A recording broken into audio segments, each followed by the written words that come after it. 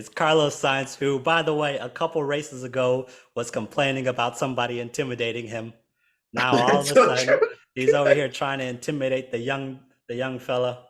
We won't stand for that, Carlos. People need to know we're real. Ladies and gentlemen, welcome to another episode of the Revved Up Podcast. Thank you for joining us wherever you choose to get your podcast from. Thank you for watching us on YouTube. Make sure to like and subscribe, rate and review us. My name is Marwan Osman, and I am joined, of course, by the one and only Edgar O'Neill. Edgar, what's going on, man? Not much. Always good when I get to see your face. And it's always good to be seen. Oh So wow. let's Okay. talk. They don't want to give it back. Okay. No, it's fine. Keep going. Let's talk about this race, all right? Because there's a lot to break down here. Well, there are things to break down here Yes. that I want to dive into. But first, just a quick recap for everybody. Max Verstappen, as always, P1 in the Belgian What? Grand Prix, 22 seconds ahead of his teammate. And oh yeah, by the way, he started in P6, so there's that. We're gonna come back to that. Yeah, we should come back to that. He was joined on the podium by his teammate Sergio Perez. Good weekend for him. And Charles Leclerc, Ferrari. Look at that, doing big things. But no, that was the race. We had a sprint race. And by the way, just for the record, sprint race and traveling on the same weekend does not make it easy to be a fan of Formula One for that Yeah, weekend and consume the sport. But hey, I did it, and we're here. Just a little memo to the FIA here. I know they're big fans of this show. It's hard to travel and consume a sprint weekend all at the same time, but yeah. we'll Make it make it easy work. for your boy. It wasn't easy, but we did it. Now, I don't know. I don't even know where really to start here. The race itself was okay, I Yeah. guess. I was sitting in my little living room doing a rain dance, hoping for some rain to come down, but Yeah. no, didn't get that. This was also like after I knew the results, because I saw the results on my phone and then I Yeah. watched the race. So I knew what was gonna happen, but I was also still hoping for some shenanigans to ensue. I don't know. How did you experience this race? It was not entertaining for me. And I don't think it was entertaining for anyone because honestly, my way to tell is the commentators, because they'll start talking about F1 related things, but like Mhm. not what's happening on the track. Like they'll start explaining different tires and whatnot. And then they'll also start talking a Yep. little bit slower to check in with Anthony Davis down on the pit wall. Look, I gotta say that seems like one of the hardest jobs in 2023, being an F1 Yeah. commentator. When you have Max Verstappen 30 seconds ahead of second place and no overtakes, all the credit in the world. If here, we'll just go ahead and give the flowers out to the commentators of Formula One, Yeah. all of them. Oh, yep. But no, it was a bit of a snoozer. But hey, we still made it through. Still enjoyed watching it because it's Formula One and we are Obviously. addicts. So we're gonna be there watching every single race. Yeah, not a whole lot to break down, but we did get some moments, some excitements. There was a brief moment where we had, some rain, but not rain that was really gonna change Yeah. anything up. But yeah, and then by then Max was ahead of this thing and got it locked up. But I do want to start by talking about the beginning of this race here. We saw an Hmm. incident with your boy, your young protege, Oscar Piastri of McLaren and Mm. Carlos Sainz of Ferrari. Now, this was interesting actually because Yeah. it clearly, to everybody watching, it was not Oscar Piastri's fault. Hmm. Everyone saw that clearly. He was squeezed into the corner. He had that corner Hmm. by it's always tough with the opening lap. It gets enforced a little differently, the rules. I think they get a lot more leeway as far as Yeah. what can fly and what doesn't. But no, that shouldn't have been the result that happened there. It was a bit of shooting yourself in the foot there for Carlos Sainz, as that Yeah. also ended up ending his own race too. But no, just give me your overall reaction to that incident. When it happened, it was a sigh, like because you said Piastri is my boy, and technically yes, but like between the two, I'd say I'm probably a bigger fan of Carlos Sainz. Wow. But yeah, it was definitely his Once a fault. McLaren driver, always a McLaren driver, I guess. Is that Exactly. Yeah, how things go that is for how it McLaren works. fans? That's why we have Lewis there too. Oh wow, Yeah, Lewis, Fernando Alonso, yeah, Daniel Ricciardo. yeah. Oh, okay. You lost me there. Yeah. But no, it was that. And then by the time they retired, because they kept him out, I feel like it was past lap 15 at least. I know it was Mhm. past lap 15 that Carlos Sainz was still out. That was a long time to keep him out before retiring him. Yeah, and I don't know. I think they were just hoping for some safety car, maybe some red flag that will Yeah. let them work on the car a little bit. But no, it never came. And I mean, hey, it's actually pretty interesting to see here because this entire weekend, Oscar Piastri was outperforming Lando Norris. It was actually really impressive to see from this rookie. And Mhm. recently, I've the stock is rising. I mean, I know he came Oh, in with a lot of hype, yeah. and it's always tricky in the first year. You really don't know what to expect. The great ones obviously will just take off, but you know there are some late bloomers out there, and this isn't even him being a late bloomer. It's still year one for him. What Yeah. he's doing is incredibly impressive. So I do want to say I do want to highlight that though that this weekend. Just everything you just said now, Mhm. I was in my mind, I was applying to De Vries. Okay, we don't need to relive that. All right, let the man just let that go. All right, I'm sure we'll have we may throw a little recap of the rookies, and you Okay. know that will be the last time we talk about Nick DeVries. But right now Okay. we don't need that to come up at this moment. Okay, um, I've been really impressed by Oscar Piastri, and I'm all aboard the hype train now. I'm officially ready to declare that. Um, his performance is this weekend, you know, not on him. Obviously, despite what Carlos Sainz might have you believe, this Yeah. this was not his fault.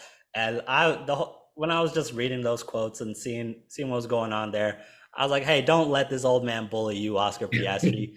This is just another case of the vet, you know, trying to just bully the young guy, and Yeah. we don't Isn't stand for Carlos that Sainz around here. younger than us? Wait, what? Isn't Carlos Sainz younger than us? We might be the same age. I'm not sure. Okay. Okay. But no, it's it's Carlos Sainz, who, by the way, a couple races ago was complaining about somebody intimidating him. Now all of That's a so sudden true. he's over here trying to intimidate the young fella. We won't stand for that, Carlos. Not No, here. that's a fair Not on point. this That's show. yeah. But no, overall that whole incident did raise a couple eyebrows as far as I really wasn't sure what the FIA was going to do. Obviously, they we saw the sprint race incident with Lewis Hamilton and Sergio Perez. Lewis Hamilton got a 5 second penalty for a pretty similar incident.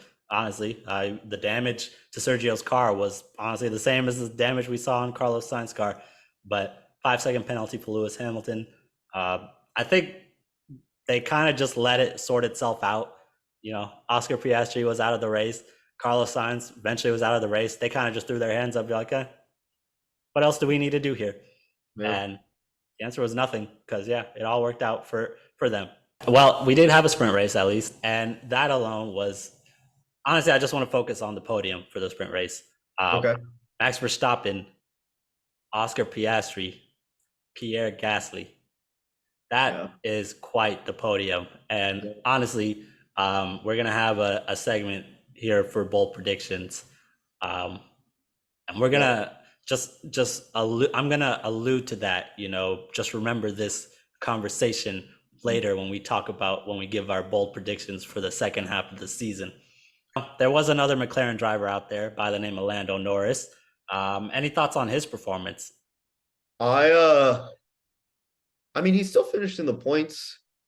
I was saw articles that were like talking about how he was spiraling at the beginning of the race. Did we get, because I don't remember getting those radio messages. I don't remember it. Yeah. Okay, yeah. So apparently he was like really negative in his radio messages until they switched to the softs. Um and then it turned around. But I don't know. Could it have been a better day for McLaren in general? Yeah. I think because I also saw that they knew that on the straights that they were going to suffer just because of the package of the car. Yeah. So I guess yeah, they did the best they could. Uh, Ended up being just a meh day, not really like a Apparently, and this is something that I was completely late to the party that everybody realized except for me, that the McLaren does well on wet weather conditions, but not so well in dry races. They mentioned that during the broadcast, and I've been learning like a lot of new things over the course of the broadcast. It's usually related to upgrades that I just completely miss, and they mention it. But no, the McLaren apparently does better in wet weather conditions and is not as effective in dry conditions. So yeah, I guess Aquaman. They are the Aquaman of Formula nice, One teams. Um, nice. That works for me. oh wow, okay. Because a lot of people hear that and might think of it as an insult. That's because people don't know Aquaman. He's misunderstood, Yeah, very. like McLaren. Okay, it Yep. works. Oh, yeah. It just works. The analogy So many works. But no, it was just an overall weird performance from Lando Norris. yeah. The start of the race, he was just getting overtaken every time they cut to him. Every time they cut to an overtake, it was Lando Norris being overtaken. Then they switched his tires, and got him right. And yeah, so up and down performance overall. McLaren, I I don't want to just come on here and say, hey, sky's fallen. Those last two races were flukes. I'm not ready to do that just yet. Uh, And I wouldn't like overall because still you had the sprint race. mhm. It was a solid performance. And look, they're not they're not Aston Martin. All right, this is a team that I think has a little bit more ability, a little more resources, and so we're not going to see another situation here where this team Yeah. just comes out of nowhere and starts overperforming. I think this McLaren team is in the hunt. And we'll Mhm. talk a little bit more about our predictions for the second half of the season later in this episode. But no, I don't think as a McLaren fan, nothing to worry about. Oh yeah. Oh, This is we're gonna do this segment a little early. This is usually the last segment that we do where we just rapid fire. We need a name for it, by the way. We're still working on that. Just yeah, well, sprint. It's our sprint. this is the sprint race. Yeah, this is our sprint race. We'll workshop that. I like it. There's nothing to workshop. 1 second while I pull this up. Uh, I'm still thinking, but I feel like our sprint works the best.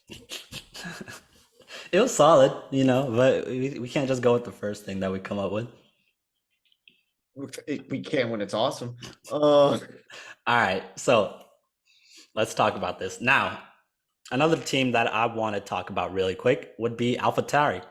Okay. So we saw one of the main things to watch going into this weekend. We saw Daniel Ricciardo have a solid performance last week Yeah. in Austria, and I wanted to see, can he keep this going. Now he finished P18. Not a great performance from Daniel Not Ricciardo. many. Things didn't really go well for him. But what I really want to focus on is Yuki Tsunoda, Yeah.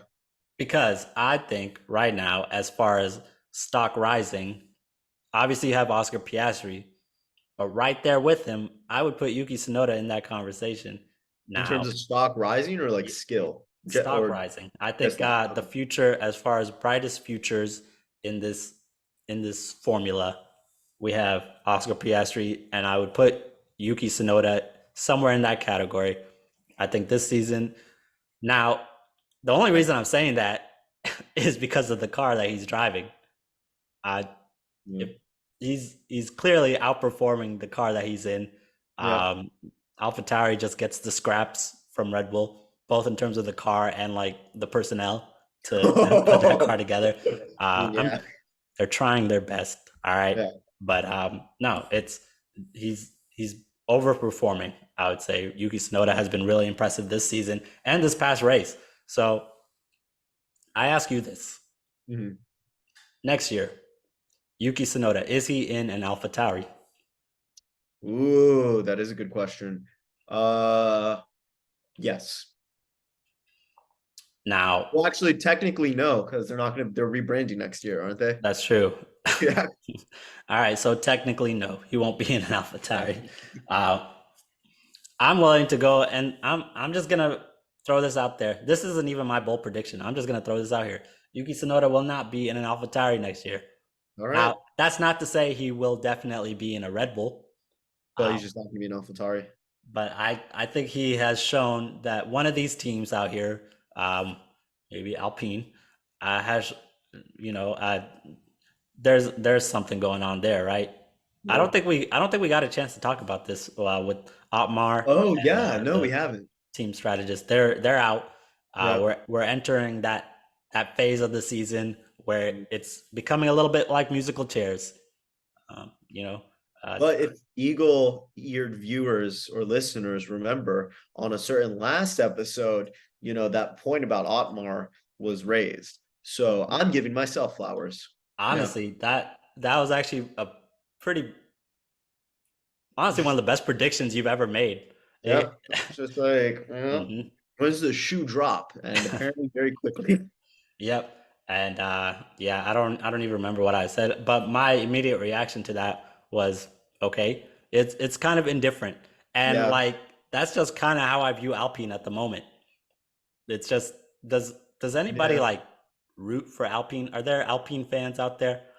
Maybe now, because I kind of think that Otmar was a presence that wasn't good for the team in terms, not like strategy wise, but like literally just, I'm going to use the term aesthetic, not because of how he looks, but like he just gives off the vibe of that kid who would come to the lunch table, that would sit at the lunch table, and he knew you didn't want him there, yet he had the confidence to sit down anyway. That's who Otmar Schnaff is. Nailed it. But now I am interested to see who they bring in. Now the rumors that have been floated out there is one Matthias Binotto of Oh, Ferrari fame, uh, oh. which I mean I would like to. I don't know. Why not? It's hard to. I don't know. Okay, look. Why not? Okay, look. There was a lot going on with Ferrari last season. It was It was the preceding seasons as well. all right. Fair enough. Fair enough. But for Alpine, I think they need a name. They need a name. They're trying to escape out of this irrelevance that they've fallen into of constant fifth, sixth, and occasional fourth place finishes. And if that's the direction they want to go to, why not? Till at least, oh hey, they got the cute Italian man with the vineyard. That'll be nice. Mm, Good for them, I guess. I don't I know. guess. We're still not going to be interested. We'll see. Yeah. I started this by saying I want to be positive today, and I don't think I said a single positive thing. It just happens. It happens. But hey, actually, here we go. Ferrari, despite what happened to Carlos Sainz, great performance from Charles Leclerc. I don't believe we heard any sort of bickering between Charles Leclerc and his team. As Yeah. he's earned the nickname the saddest man in a Ferrari, Charles Leclerc. And Yeah. I think this weekend he might be moving away from that. So hey, solid performance from him, finished on the podium. Good job to Charles Leclerc. So there, I said something positive. Yeah. Let the record show that Here we this go. is It was not a happy episode. exactly. Now we can brand it as a happy episode. Mercedes, kind of a so-so performance, right? I would say. Yeah. Lewis Hamilton. Genuinely don't remember what happened with either of them. Yeah, they kind of just were there. They existed, I guess. Solid performances from Lewis Hamilton, who finished P4. Honestly, P4 and P6 for Lewis Hamilton and George Russell. So I would say that's a good performance. That's a good day for Mercedes. What will be interesting to see is really when it comes to these teams that aren't Red Bull. I'm just interested to see where the teams end up, because right now it's tight, and we'll dive into that in a second. All right, so now we enter summer break. and 3 week we'll see Formula One back at the end of August. We'll try and kill the time somehow. We'll see, but with summer break comes a lot of speculation. That's We got whole 3 weeks to speculate, but we're gonna do it all now. Why not? Get it out the way. A lot of storylines to follow here. I'll just give it to you. What is the most intriguing storyline for you following this summer break? I know we kind of just talked about like who cares, but maybe it's because they just didn't know. Management at Alpine. Because I did see something as well. Like I knew you said the rumors, but I saw also rumors that they were like, we're not worried about it. We're not gonna rush this. Well, hey, at least they have Ryan Reynolds in there too. So yeah. Oh my God, did Ryan get Otmar out? I wouldn't doubt that. Honestly, like he met him and he's like, oh wow, this guy sucks. I don't like this guy. Get him out of here. But no, that is definitely something to watch out for. I would say for me, it's got to be these constructor standings. So right now, and as I stall while I pull this up here, we have Red Bull. They got this thing. All right. I'm talking about second, third, and fourth. And well, actually, yeah, so just second, third, and fourth here. We have Mercedes at 247, Aston Martin at 196, and Ferrari right there at 191. Now, obviously, we have Aston Martin kind of on a nosedive here. Things aren't going well for them. And then creeping up here, we have McLaren at 103. So the question I have for you is this. One, does Mercedes have second place? What's the numbers again? Sorry. All right. So Mercedes is at 247, Aston Martin at 196, Ferrari 191, and McLaren at 103. And we have, I think, 12 or so races left, something like that. Yeah, they have. Yeah, Mercedes is going to be 2. Yeah, and it's weird saying that after the performances we've seen from McLaren, because right now I'm willing to concede that McLaren has the better car. Mercedes has, I'd say, the better drivers. But that's up in the air. Well, they have Lewis Hamilton at least, who I think is the current second best driver we have on the grid. Put him in a Red Bull, by the way. Just gonna throw this in there. Put him in a Red Bull, and Max is still running away with this, but it'd be slightly closer. I think he'd be outperforming Sergio Perez. But that's honestly what I'm looking forward to seeing here, is just how the rest of these constructors shape up. I do expect Mercedes to hold on to that second place spot. The last time we made any sort of predictions on constructor standings or team standings, it didn't go very well, and we don't need to relive that. But no, I feel pretty confident in saying that Mercedes will lock down that second spot. And honestly, I expect this Aston Martin team to continue to spiral. I think they'll get jumped by Ferrari and they'll get jumped by McLaren. Now, lucky for them, Alpine is kind of just stuck in the middle of nowhere, and they're safe there. But no, it was a nice run from Aston Martin, but they gave us some entertainment. It was fun. It was a fun little storyline. It was exciting for a bit. All good things have to come to an end. Right now, I think Alonso's still technically P3, right? Yeah, that's another thing I also wanted to talk about was these standings. Obviously, I think Sergio Perez has second place safe. He's finally figured out that he's in a Red Bull. He's in the fastest car on the grid. We say that, but this was like really the first race where it felt like that happened, and we're about to go on break. Not the best timing. I'll say about that. Yeah, not the best timing for Sergio Perez. It feels like he's finally got his groove, and boom, 3-week break.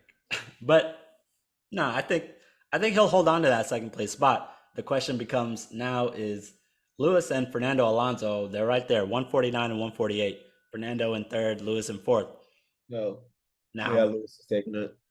Lewis is in the better car, and he's the better driver. So I would expect him to hold on to that. The question now becomes, can Charles Leclerc and George Russell, who are both tied at 99, by the way, end up catching Fernando Alonso. And it's gonna be close. I'll say Yeah. that. But I think one of them will, and that one will probably be Charles Leclerc. Yeah. He's the better driver of the two, Mhm. and he's Well, that's the when thing. It's like it's better driver, but then what happens if the Ferrari shits out on him? yeah, when his team is actually not getting in his way, because as we all know, the biggest enemy of these Ferrari drivers is the Ferrari team. Yep. When that's not happening, um, I don't think anyone can really stop him. I think he's solid third place podium finishes every races should be the minimum when everything is actually going smoothly for Ferrari, which is almost never the case. Um, but no, definitely interested to see that just because these standings after Max Verstappen and even after Sergio Perez are really tight. And we have one driver on a team who is faltering. And then we have four, I would put Carlos Sainz and maybe even Lando Norris. I wouldn't be surprised if he jumps in there too. They're going to be jockeying for that third place spot. So definitely one of the more interesting storylines to watch out for. So one last thing. One last thing we want to talk about before we end with some bold predictions for the second half of the season. Can Red Bull or Max Verstappen be challenged? Not beaten. Can they be challenged? Is the No. question. Well, Red Bull can, Max cannot. Mm-hmm. Yeah. How quickly you said no there kind of just makes me feel sad. Yeah, I mean it is sad. Yeah. But the answer is no. No, To yeah. answer my own question, yeah, no. No one's touching them. Not even close. Yeah. P6, 22 seconds ahead of his own teammate. Hold up. I do want to comment on the whole P6 thing because people are like, oh yeah, he made the comeback from P6. We've seen him do it from P20. Why are Yeah. you getting excited about this? Why did he And get driver of the day? look, He passed Sergio Perez on lap 15 or like okay. That was it. That's it. we have seen him do it before. But it's still wildly impressive. We can't get complacent here with how hard it is that he's doing what he's doing I because don't know. he makes it look easy.